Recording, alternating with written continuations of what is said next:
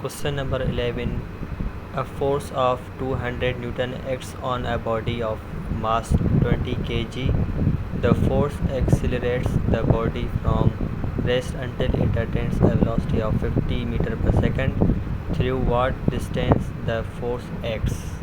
तो चलो इसको सॉल्व करते हैं कि डेटा बनाएंगे। तो F force is equal to 200 newton, mass is equal to 20 kg and velocity 1 is equal to 0 metre पर सेकंड, क्योंकि the body from rest until it attends a velocity of 50 metre पर second.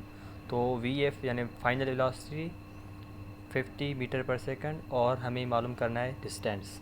देखें, distance को मालूम करने के लिए हमें ये फार्मूला यूज़ करना होगा, S is equal to VIT।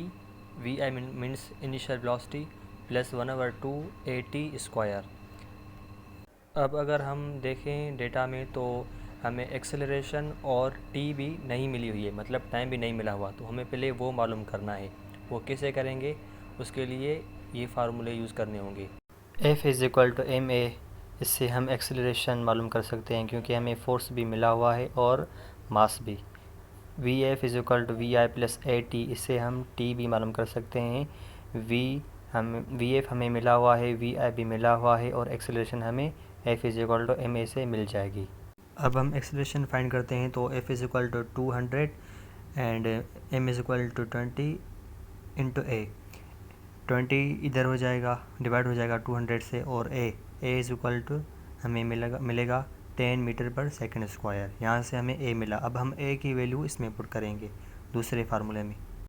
अब देखें, VF is equal to 50 and VI is equal to 0 plus a हमें 10 मीटर पर सेकंड स्क्वायर में मिली और t हमें मालूम करनी है।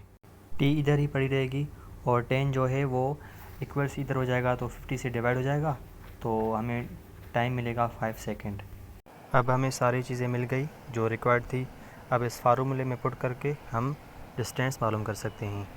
Now VI is equal to 0 and t is equal to 5 plus 1/2 into acceleration 10, t means 5 square. तो इसको अगर हम सॉल्व करेंगे तो 5 इंटू 25 आएगा, फिर 5 इंटू 25, तो S is equal to 125 metre.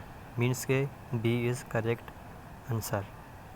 बाकी क्वेश्चंस नेक्स्ट वीडियो में डिस्कस करेंगे।